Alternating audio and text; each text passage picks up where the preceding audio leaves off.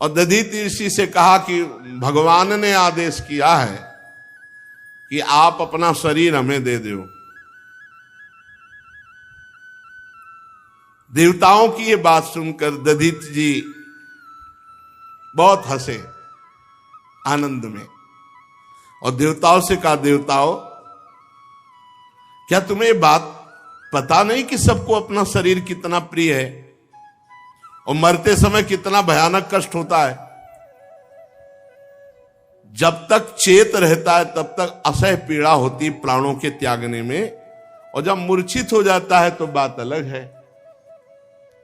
जीव को जगत में जीवित रहने की बड़ी इच्छा होती है। ये शरीर बड़ा अनमोल प्रिय वस्तु है, और तुम मांग रहे हो कि शरीर दे दो। कौन होगा जो शरीर देने का साहस करेगा? अब विश्वरूप की मृत्यु के बाद उनके पिता त्वष्टा बहुत दुखी हुए। ये बड़े छलिया देवता हैं, जरूरत पड़ी तो आए, गुरु के पद में वरण किया, और जब काम हो गया तो गर्दन उड़ा दी। बहुत विचित्र है। तो उन्होंने एक यज्ञानुष्ठान किया कि हम अपने पुत्र का बदला लेंगे। हतपुत्रस्ततस्त्वष्टा जुहावेन्द्राय सत्रवे इंद्र शत्रो विवर्धस्व मां चिरम जहि विद्विषम। विश्वरूप की मृत्यु के बाद त्वष्टा ने एक यज्ञ किया, हे इंद्र शत्रु, तुम्हारी अभिवृद्धि हो और शीघ्र से शीघ्र तुम अपने शत्रु को मार डालो। इस मंत्र से इंद्र का शत्रु उत्पन्न करने के लिए यज्ञ किया। यज्ञ समाप्त होने पर अन्वार्य पचन नामक अग्नि, दक्षिणाग्नि से जो ही यज्ञ पूर्ण हुई तो एक बड़ा भयावना दैत्य प्रकट हुआ। ऐसा विकराल आकाश तक बढ़ा हुआ मानो साक्षात काल ही हो। अब ये लोकों का मानो प्रलय कर देगा। ऐसा त्वष्टा के पुत्र विश्वरूप जी की जब देवताओं ने, देवराज इंद्र ने वध कर दिया तो त्वष्टा को बड़ी नाराजगी हुई। उन्होंने यज्ञ किया और ऐसा भयानक दैत्य प्रकट किया। परीक्षित, पहाड़ के समान काला, बड़ा डील डोल और संध्याकालीन बादलों के समान कांति, सिर के बाल, दाढ़ी, मूछ तपे हुए तांबे के समान लाल रंग के, नेत्र ऐसे लगते जैसे दोपहर के प्रचंड दो सूर्य, चमकता हुआ 3 नोकों वाला त्रिशूल, और जे ही पग बढ़ाया तो पृथ्वी डगमगाने लगी जैसे नौका पे कोई बलवान गजराज चढ़ रहा हो। त्रिशूल को अंतरिक्ष पर उठाकर जम्हाई ली तो मुंह ऐसा खुला मानो भारी कोई कंदरा हो। ऐसा लग रहा था आकाश को पी जाएगा, जीभ से नक्षत्रों को चाट जाएगा, विशाल विकराल दाढ़ों वाले मुंह से तीनों लोकों को निगल जाएगा। अब तो बड़े बड़े देवता थर्रा कर भागने लगे त्वष्टा की यज्ञ से प्रकट हुए इस विशाल दैत्य को देखकर। परीक्षित, ये त्वष्टा के तमोगुणी पुत्र ने सारे लोकों को भयभीत कर दिया। इसी से अत्यंत क्रूर दर्शन में थे तो नाम पड़ा वृत्तासुर। वृत्तासुर, संपूर्ण लोक भयभीत। ये कोई और नहीं है, ये महाभागवत है, चित्रकेतु जी, जो शंकरषण भगवान की कृपा से इनको एक विमान मिला था। ये विमान पर बैठ करके भगवान शंकर के समीप विमान पर चढ़े। अब उस समय वो तो देवाधिदेव महादेव महायोगिंद्रो मुनिंद्रो के गुरु, तो भगवती अम्बा वामांग में विराजमान थी, त्रिपुर सुंदरी, और सनकादि बड़े बड़े ब्रह्म ऋषियों को उपदेश कर रहे थे। तो ये गए सभा में, आप अपनी पत्नी को वामांग में विराजमान की हो। भगवान शिव तो कुछ बोले रहे, माता जी ने कहा दुष्ट, जगत गुरु को समझाने आया है तो इनकी महिमा को समझता है। हम दो हैं, तेरी दृष्टि द्वैत से युक्त, हम दो थोड़ी, हम तो शिव ही हैं। शिव शिवा केवल कहने को है, तू क्या इनको जगत गुरु को उपदेश कर रहा है? असुर बुद्धि, जा दैत्य भाव को प्राप्त हो। वही वृत्तासुर के रूप में ये भगवान संकर्षण के महान भक्त श्री हरि के बड़े बड़े देवता थर्रा उठे। अब देवराज इंद्र ने देवताओं से कहा आक्रमण करो, पहले ही मार दो नहीं तो मार देगा, यज्ञ से प्रकट हुआ है। सब देवता अपने दिव्य अस्त्र शस्त्र लेकर के, परंतु वृत्तासुर जैसे कोई दांत खोदने की सीख ना हो, ऐसे सब दिव्यास्त्रों को पकड़ पकड़ के ऐसे दांत से काट काट के फेंक दिए। जितने उनके अस्त्र शास्त्र सब ऐसे चबा चबा के थूक दिए, जैसे कोई पान चबा के। बड़े बड़े दिव्यास्त्रों को ऐसे। देवताओं के आश्चर्य की सीमा न रही, भागे देवराज इंद्र से कहा कुछ चलाइए। जितने दिव्यास्त्र हैं वो सब ऐसे चबा रहा लौंग इलायची की तरह। अब सब उदास हो गए और भागे सब स्वर्ग छोड़ के, पहुंचे वैकुंठनाथ भगवान नारायण को स्तवन किया। अब एक ही उपाय है, स्तवन किया, हे प्रभु, हे करुणा सागर, वायु आकाश अग्नि जल पृथ्वी ये पांच भूत आप ही प्रकट किए हो। प्रभु आप ही काल रूप हो, सब आपसे ही भयभीत रहते हैं। भगवान हम भयभीत हैं, वृत्तासुर से रक्षा करो हमारी। प्रभु अगर कोई आपका सहारा न लेकर इस भय से बचने के लिए किसी और का सहारा ले तो ऐसे जैसे कुत्ते की पूंछ पकड़ के कोई समुद्र पार जाना चाहता हो। वैवस्वत मन पिछले कल्प के अंत में जब भयभीत हुए तो आपका सहारा लिया, तो प्रलय के जल के समय आप मत्स्य अवतार धारण करके उनकी रक्षा की। प्रभु ऐसे ही हम भयभीत हैं, हम आपकी शरण में हैं, वृत्तासुर से हमारी रक्षा करो। प्रभु आप अवश्य बचाओगे, हमें विश्वास है। पहले कह रहे अवश्य बचाओगे, हमें विश्वास है। प्रभु आप ही हम सबकी उत्पत्ति का कारण हो। ये बड़े स्वार्थी, ऐसा ही गजा के विश्वरूप जी से प्रार्थना की थी। स्वार्थी से कभी भरोसा न करे। जब सत्यभामा जी की इच्छा के लिए पारिजात लेने भगवान गए थे ना, तो युद्ध किया था इन देवताओं ने। जरूरत पड़ी तो घुटने टेक दिए, और जब समझा कि अब जरूरत नहीं है तो युद्ध शुरू कर दिया भगवान से। स्वार्थी से कभी विश्वास नहीं।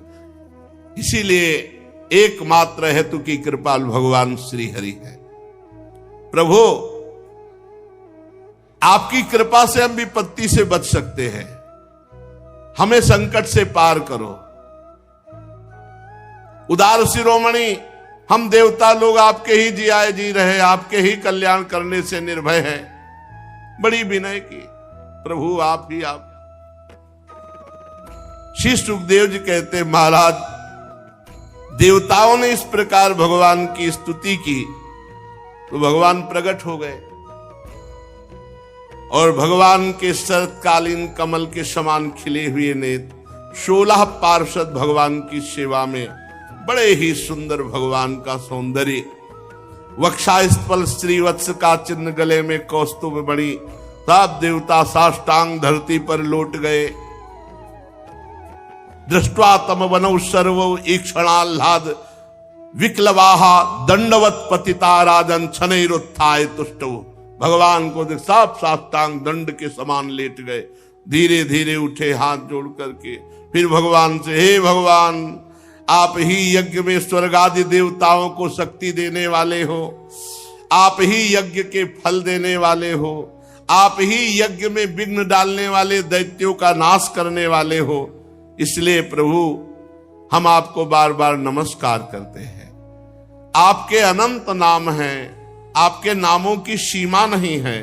प्रभु सतोगुण रजोगुण तमोगुण, इन तीनों गुणों के अनुसार उत्तम मध्यम निकृष्ट गतियां वो सब आप देते हो, आप ही गतियां देने वाले हो।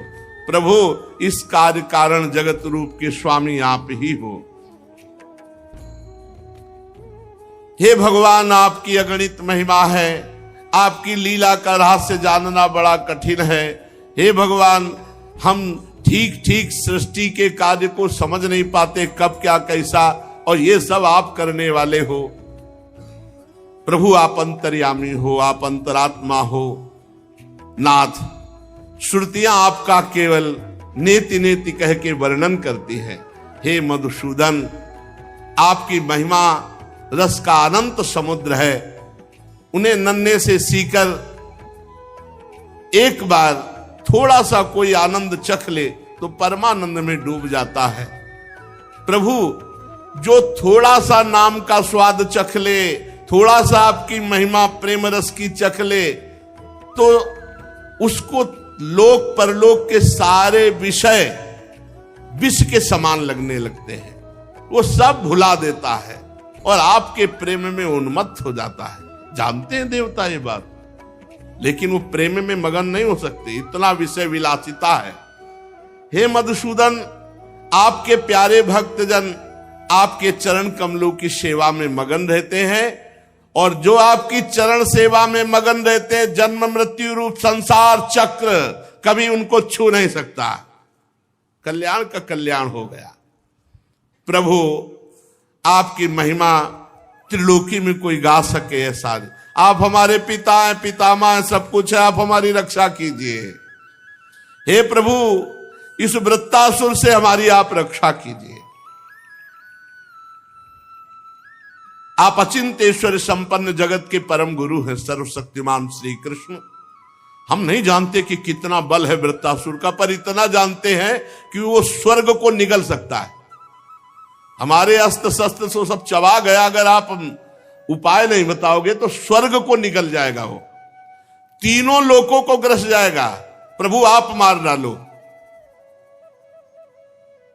प्रभु, आपकी कीर्ति होगी, आप मार डालो, आपकी बड़ी प्रशंसा होगी। अब जब, हे प्रभु, हम आपको नमस्कार करते हैं। जब देवताओं ने भगवान की स्तुति इस तरह की, तो भगवान ने कहा, ठीक है, हम आप पर प्रसन्न हैं। देव शिरोमणियों, जब हमारा कोई आश्रय ले लेता है तो हर संकट से हम उसे बचाते हैं। अब कोई ऐसा संकट नहीं है जो दुर्लभ हो और हटाया न जा सके। जो पुरुष मेरी शरण में आ जाता है, मैं उसकी इच्छा की पूर्ति कर देता हूं। मुक्ति चाहता है तो मुक्ति, भोग चाहता है तो भोग, जो चाहता है, संकट निवृत्ति चाहता है तो संकट निवृत्ति।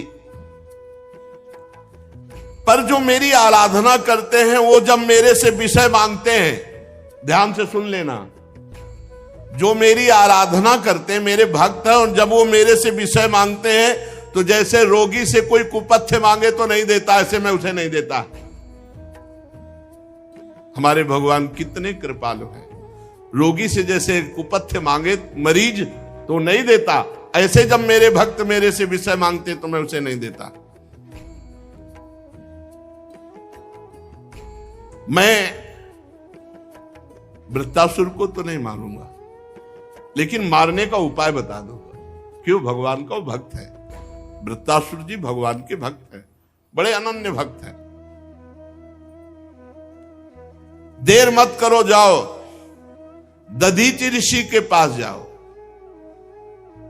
उनका शरीर परम पवित्र हो चुका है। उपासना, व्रत, तपस्या, भजन से रोम रोम, नस नाड़ी, हड्डी सब पवित्र हो गई है। उनसे उनका शरीर मांग लो। दधीचि ऋषि ब्रह्मबोध संपन्न महापुरुष है। जो ही शरीर मांगोगे वो दे देंगे। ब्रह्मबोध संपन्न महापुरुषों को शरीर से तनिक भी प्रियता नहीं होती।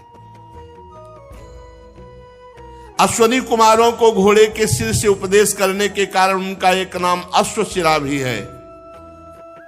उनकी उपदेश की हुई अध्यात्म विद्या के प्रभाव से अश्वनी कुमार जीवन मुक्त हो गए हैं। जाओ अथर्ववेदी दधीचि ऋषि से ये जो नारायण कवच तुमने सुना, ये दधीचि ऋषि ने त्वष्टा को सुनाया, त्वष्टा ने विश्व रूप को, विश्व रूप ने तुम्हें, उसी से तुम विजय को प्राप्त हुए और उन्हीं विश्व रूप को मारा। इसीलिए त्वष्टा ने बदले के लिए इनको प्रकट किया है। जाओ तुम मांगो जाकर शरीर दधीचि ऋषि से, और अश्विनी कुमार को साथ ले जाना, वो अवश्य दे देंगे। फिर उनके शरीर से उनकी हड्डियां निकालना और उन हड्डियों को विश्वकर्मा के द्वारा एक आयुध अस्त्र तैयार करना। उस अस्त्र में इतनी सामर्थ्य होगी कि वृत्तासुर का सर काट लेंगे, अन्यथा कोई अभी तक अस्त्र ही नहीं है। दिव्यास्त्रों को तो लौंग इलायची की तरह वृत्तासुर जी चबा रहे थे। वृत्तासुर के मर जाने पर तुम लोगों को फिर से तेज अस्त्र, शस्त्र और संपत्तियां प्राप्त होंगी। जाओ, तुम्हारा कल्याण हो। और संभावी जो मेरी शरण में आ जाता है उसके सारे संकटों की निवृत्ति हो जाती है। श्री सुखदेव जी कहते, परीक्षित, विश्व के जीवन दाता श्री हरि इंद्र और देवताओं को ऐसा आदेश देकर अंतर्धान हो गए। अब देवता लोग अथर्ववेदी दधीचि ऋषि के पास जाकर के साष्टांग दंडवत की और दधीचि ऋषि से कहा कि भगवान ने आदेश किया है कि आप अपना शरीर हमें दे दो। देवताओं की ये बात सुनकर दधीचि जी बहुत हंसे आनंद में और देवताओं से कहा, देवताओं, क्या तुम्हें ये बात पता नहीं कि सबको अपना शरीर कितना प्रिय है और मरते समय कितना भयानक कष्ट होता है? जब तक चेत रहता है तब तक असह्य पीड़ा होती प्राणों के त्यागने में, और जब मूर्छित हो जाता है तो बात अलग है। जीव को जगत में जीवित रहने की बड़ी इच्छा होती है।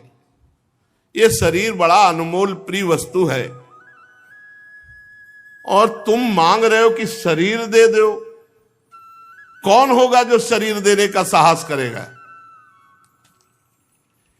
ऐसी स्थिति में स्वयं भगवान आके मांगे तो भी देने के लिए तैयार कोई नहीं होगा। बड़ा शरीर प्रिय है, कहने की बात अलग है। धर्म के लिए अब कह तो रहे हैं, प्राणों का मोह त्याग करके काम विजयी बनो, क्रोध विजयी बनो, लोभ विजय हो। कैसे कहा जाए? शास्त्र कह रहे, गुरु कह रहे, भगवान कह रहे, मान लो ना। ये बात परीक्षा के लिए कही थी। अब देवता क्या बोलेंगे? नहीं, दधीचि ऋषि ब्रह्म ऋषि है, इनको बिल्कुल शरीर से कोई लगाव नहीं। देवताओं ने कहा, ब्रह्मन आप ऐसा कैसे कह सकते हैं? आप तो बड़े उदार हैं। आप घबरा गए कि एक ही उपाय है, इनकी हड्डियों से बने, और वो कह रहे हैं हमें शरीर बड़ा प्रिय है, शरीर कैसे छोड़ा जाए? छोड़ने में तो बहुत कष्ट है। आप जैसे दयावान महापुरुष ऐसा कैसे कह सकते हैं? अरे भगवान ने आपकी प्रशंसा की है और आपका लोक में बड़ा यश होगा, बड़ी प्रशंसा होगी। और देखो, जो बड़े महापुरुष होते हैं वो दूसरों के हित के लिए सब कुछ न्यौछावर कर देते। बड़े बड़े बुद्धिमान देवता है अपना काम बनाने में। भगवान, इसमें संदेह नहीं कि हम लोग स्वार्थी हैं, कह रहे हैं। ये तो पक्की बात कह रहे हैं भगवान, इसमें संदेह ननु स्वार्थ परो लोको न वेद पर संकटम यदि वेद न याचेत नेतिना यदीश्वरा। भगवान, यद्यपि हम लोग स्वार्थी हैं, आपका शरीर मांगने आए, पर आप विचार करो, अगर हमारे ऊपर संकट न आया होता तो हम आपका शरीर न मांगते। अब प्रभु, हमारी जितनी समझ है, हम बार बार आपसे घबरा रहे हैं कि ना न कह दे। प्रभु, हमारी समझ नहीं काम कर रही। देने वाले को कितना विपत्ति और कष्ट सहना पड़ता है हमारी समझ में। हमें तो बस एक ही दिखाई दे रहा, आप हाँ बोलो, हम आपकी हड्डी निकालें और अस्त्र बनावे। पर प्रभु, मांगने वाले की भी विपत्ति पर ध्यान देना चाहिए। आप हमारी विपत्ति समझकर हमारी याचना पूर्ण कीजिए। दधीचि ऋषि ने कहा, हम तो ये विनोद में केवल बात कर रहे थे, तुम लोगों के मुंह से सुनना चाहते थे कि तुम स्वार्थी हो, सुनना चाहते थे। इसीलिए हमने ये विनोद में बात कही, लो जिस शरीर को सबसे प्रिय समझा जाता मैं अभी छोड़ देता हूं, ये महापुरुषों का। देव शिरोमणियों, इस शरीर से दूसरों के लिए जो काम आ जाए शरीर, वही सबसे बड़ी बात है। नहीं तो क्या पेड़ पौधे और शरीर में क्या फर्क, अगर ये शरीर दूसरों के काम में ना आए। जिंदगी का परम रहस्य है ये कि जन्म से लेकर मरण तक कोई एक ऐसा तो कार्य कर लो जो दूसरे की रक्षा की हो, दूसरे के काम में आया हो। बड़े बड़े महात्माओं ने इससे बड़ा कोई धर्म नहीं बताया, परहित सरिस धर्म नहीं भाई। मनुष्य शरीर का सबसे बड़ा धर्म है किसी दुखी के दुख को दूर कर दो, किसी असहाय की सहायता कर दो, किसी बूढ़े के 2-4 साल कपड़े धो दो, उसका मल धो दो, उसकी सेवा कर दो। यही मनुष्य का शरीर का जो लाभ है। अब ये नौजवान आजकल के अपने बूढ़े माता पिता को जो अवसर मिला है परम धर्म का, उनकी सेवा न करके उनके डांट लगाते हैं, पीटते हैं, अवहेलना करते हैं, सब नरक गामी होते हैं। क्या कहा दधीच जी ने, मनुष्य का शरीर धारण करने वाले का परम धर्म है कि जीवन में परोपकार बन जाए, परहित बन जाए दूसरे का। एक बार महाराज जी ने कहा कि अगर किसी की सोच धोने को मिल जाए, सेवा करने को मिल जाए, लंगोटी धोने को मिल जाए, कफ आदि फेंकने को मिल जाए, तो यह अहंकार नष्ट हो जाए। उनका खोजो, कभी सेवा मिल सकती है तो गुरु प्रसाद से श्रीधर बाबा की सेवा मिली। सच्ची कहते हैं, जो दूसरों की सेवा से हृदय का अहम गलित होता है वो किसी और उपाय से नहीं होता। सेवा मिल जाए बस। कोई कराह रहा है, उसके बढ़िया सब कपड़े अपवित्र कपड़ों को धो करके सुखाकर उनको पहनाना, उनको भोजन पवाना, भगवान की तरह उसकी एक किसी शरीर की सेवा मिल जाए 2-4 साल, पूरे जिंदगी के मल का सफाया हो जाएगा। बहुत बड़ा कार्य है पर सेवा करना। जगत का ये शरीर, ये धन, ये जन, ये बल, ये वैभव, ये सब क्षण भंगुर है। यदि ये किसी के काम में आ गया, यही सार्थक है, किसी के काम आ गया। कितने दुख की बात है, मरण धर्मा शरीर से दूसरों का उपकार न करके दूसरों का शोषण करते हुए जो मरते हैं, बड़ी हानि कर ली, बड़ी हानि कर ली। दधीच ऋषि ने समस्त देवताओं के सामने आंख मूंदी और ओम प्रणव का उच्चारण किया और शरीर छोड़ दिया। यह है समर्थ महापुरुषों की महिमा। परब्रह्म परमात्म तत्व में स्थूल शरीर को छोड़ करके विलीन हो गए। वो इंद्रिय विजेता थे, प्राण विजेता, मन विजेता, बुद्धि विजेता, तत्वमयी दृष्टि। और उनको पता भी नहीं चला कि हमारा शरीर कब छूट गया। ऐसे स्वरूप में स्थित महापुरुष। लिखा है जब वो शरीर छोड़ रहे थे तो उनको पता भी नहीं चल रहा था। जैसे केचुल छोड़ने में सांप को कोई कष्ट नहीं होता, अपने पुराने कपड़े छोड़ने में कोई कष्ट नहीं होता, ऐसी स्थिति। यताक्षा सुमनो बुद्धिस तत्वदृग्ध्वस्त बंधन आस्थिता परमम योगम न देहम बुबुधे गतम। कब छूट गया शरीर पता ही नहीं चला, ऐसी ब्रह्म स्थिति। अब तो विश्वकर्मा के द्वारा महर्षि दधीच की हड्डियों से अस्त्र बनाया गया जिसका नाम हुआ वज्र। वज्र अब दधीच ऋषि की अस्थियों से बना हुआ वज्र हाथ में लेकर समुद्र मंथन से निकले हुए ऐरावत हाथी पर विराजमान रहे। ऐरावत हाथी समुद्र मंथन से निकला। सब देवता लोग, सेना उनके साथ, त्रिलोकी को हर्षित करते हुए वृत्तासुर वध के लिए धावा बोल दिया देवराज इंद्र ने। ठीक वैसे ही जैसे भगवान रुद्र क्रोधित होकर स्वयं काल पर आक्रमण कर रहे हो। सेनापतियों के मन में बड़ा उत्साह था कि भगवान ने कहा है इस अस्त्र से वो मारा ही जाएगा। नर्मदा के तट पर दैत्यों ने आवाहन किया, ललकारा, देवता वहां, देवराज इंद्र हाथ में वज्र लिए, रुद्र, वसु, आदित्य दोनों अश्विनी कुमार, पितृगण, अग्नि, मरुदगण, ऋभुगण, साध्यगण, विश्व देवता, ये सब, और वृत्तासुर आगे अकेले पूरी पृथ्वी को डगमगाता हुआ, और पीछे दैत्य सेनापति उसकी नमुची, संबर, अनर्वा, द्विमूर्धा, ऋषभ, अंबर, हयग्रीव, शंकुशिरा, विप्रचित्री, अयोमुख, पुलोमा, बृहस्परमा, प्रहेती, हेती, उत्कल, सुमाली, माली, हजारों दैत्य पीछे। और दैत्य तो वैसे ही घमंडी स्वभाव के होते हैं, सिंहनाद कर रहे थे और देवसेना पर प्रहार करने लगे। गदा, परिग, बाण, प्रास, मुदगर, तोमल, शूल, फरसा, तलवार, तोप, भुषुंडी, इन सब से देवताओं को ढक दिया। कोई भी देवता ऐसे नहीं दिखाई दे रहा था जैसे बादल से सूर्य भगवान ढक जाए। परीक्षित, लेकिन ऐसा प्रभाव वज्र का, एक वज्र के प्रहार से हर अस्त्र के हजारों टुकड़े हो गए, क्योंकि ब्रह्म ऋषि दधीच की हड्डियों से बना हुआ, हजार हजार टुकड़े एक एक अस्त्र के कर दिए।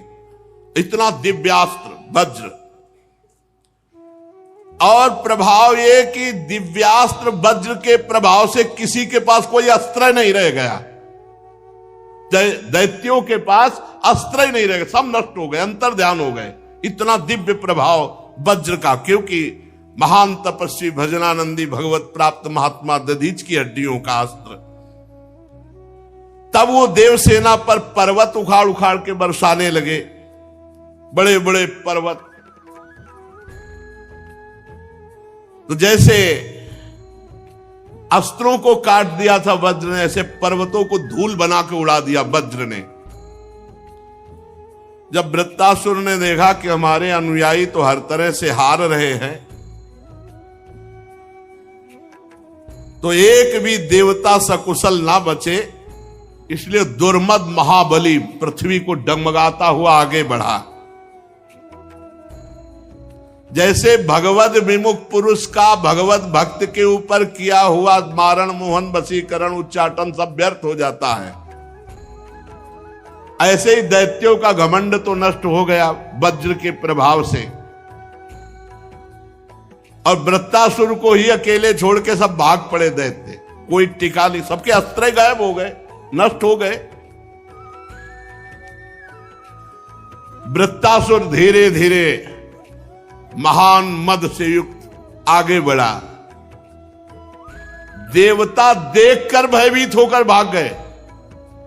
देवताओं की जो सेना थी, जब देखा कि वृत्तासुर आ रहे हैं तो अस्त्र नहीं चलाए, देखा ही के वापस हो गए,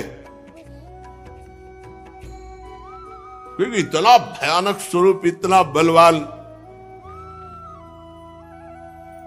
तुम लोग मृत्यु से क्यों भयभीत हो रहे हो, युद्ध भूमि से क्यों भाग रहे हो, ललकारा वृत्तासुर ने। कोई बात नहीं सुन रहा इस समय, मतलब पहाड़ का पहाड़, आकाश को घेरे हुए वृत्तासुर। वृत्तासुर देवताओं से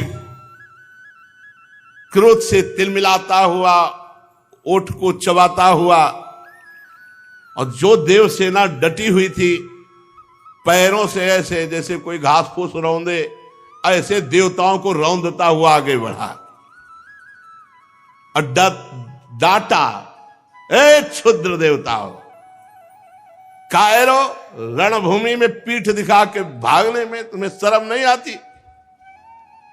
तुम सूरवीर मानते हो अपने को, डरपोको, तुमको जहां प्रशंसा मिलती वहीं गरजते हो, स्वर्ग में देवता बने पूजते हो, आओ हमारे सामने। तुम्हारे मन में अगर किसी के भी युद्ध का उत्साह हो तो सामने आओ, क्षण भर कोई नहीं टिका। वृत्तासुर इतना बड़ा बलवान डील डॉल का था कि देवता सब छोटे छोटे लग रहे थे, और क्रोध में जब सिंहनाद किया तो अचेत हो गई देवसेना। वृत्तासुर जी ने गर्जना जब की तो मूर्छित हो गए देवता। देवता मूर्छित है, ऐसा लग रहा है जैसे बिजली गिर गई हो सबके ऊपर, और उनको पैरों से रौंदते हुए आगे बढ़ रहा है। मदोन्मत्त गजराज जैसे कोई नरकट का बन रौंद डाले, ऐसे मूर्छित देवताओं को। रणबाकुरा वृत्तासुर हाथ में त्रिशूल लिए और नेत्र बंद किए भयभीत देवसेना को कुचल रहे थे पैरों से। वज्रपाणी देवराज इंद्र ये करतूत सह न सके और उन्होंने एक भयंकर गदा चलाई वृत्तासुर पे। वृत्तासुर ने देखा देवराज इंद्र ने गदा चलाई है, तो बाएं हाथ से ऐसे पकड़ लिया, उसे मीस के फेंक दिया। और जब उसको मीस के फेंका तो देवराज इंद्र के वाहन ऐरावत के माथे पे लगी, तो घुटने टेक दिए ऐरावत ने। इंद्र ने प्रशंसा की, वाह वीर वाह, ऐरावत को कोई घुटने टिका सके, ऐसा वीर नहीं। खून उगलता हुआ देवराज इंद्र का ऐरावत हाथी घुटने के बल हो गया। होश आया तो 28 हाथ पीछे गिरा जाके, चक्कर ऐसा 28 हाथ पीछे। देवराज इंद्र ने अपने ऐरावत पर दाहिने हाथ का अमृतसावी हाथ है, जो ऐसे ही किया तो पूर्ण स्वस्थ। युद्ध धर्म के मर्मज्ञ वृत्तासुर ने कोई प्रहार नहीं किया, शांत। अमृतसावी हाथ से जब ऐरावत की व्यथा मिट गई, फिर स्वस्थ हुआ, रणभूमि में आ गया। वृत्तासुर ने देखा अपने गुरु विश्वरूप का वध करने वाला ये देवराज इंद्र है, और दधीच की हड्डियों से बना हुआ वज्र लेकर हमारे सामने आ गया है। तब कहा, ए क्रूर पाप कर्मा, वैसे तू लड़ने लायक भी नहीं है, क्योंकि तू ऐसा अपराध करता है। पर मेरा आज बड़ा सौभाग्य का दिन है। पहला सौभाग्य कि विश्वरूप जैसे ब्रह्म ऋषि गुरु के हत्यारे को आज मैं मारूंगा। दूसरा सौभाग्य मैं तुम्हारे हाथ में देख रहा हूं, अगर नहीं मार पाया तो तू मुझे मारेगा, क्योंकि ये दधीच ऋषि ब्रह्म ऋषि की हड्डियों से बना हुआ वज्र है, ये निष्फल नहीं जाएगा। मेरा तो सौभाग्य ही है। अगर तुझे मार पाया तो मैं भाई के ऋण से उऋण हो जाऊंगा, क्योंकि त्वष्टा के वो पुत्र थे, त्वष्टा जी ने इनको भी प्रकट किया था। और अगर तेरे द्वारा मारा गया तो अहोभाग्य, क्योंकि ब्रह्म ऋषि की हड्डियों के द्वारा बने हुए इस वज्र से मैं मारा जाऊंगा। तू कितना पापी है, वृत्तासुर जी कह रहे। तू यज्ञ में दीक्षित होकर जिनको गुरु पद में, उन्हीं को विश्वास दिला करके तलवार से उनके तीनों सिर काट लिए। निंदनीय मनुष्य, जैसे अपने स्वार्थ की पूर्ति के लिए यज्ञ पशु की हत्या कर दे, ऐसे तू देवता होकर, देवराज होकर अपने गुरु की हत्या कर दी। तेरी लज्जा कहां चली गई? कहां चली गई थी तेरी कीर्ति और तेरी बुद्धि? नीच कर्म करने वाला तो मरा हुआ होता है, तू तो राक्षसों से भी गया बीता है। ले, अब मेरे त्रिशूल का वार सहे, और देख इस त्रिशूल से तेरी कैसे मृत्यु होती है। पापी, आग जैसे जलाती है ऐसे तुझे मेरा त्रिशूल जलाएगा, और नरक में जाएगा, क्योंकि गुरु अपराधी है। वहां नारकी जीव तुझे नोच नोच कर खाएंगे। देवता होकर तेरे जैसा नीच कर्म करने वाला मैंने नहीं देखा।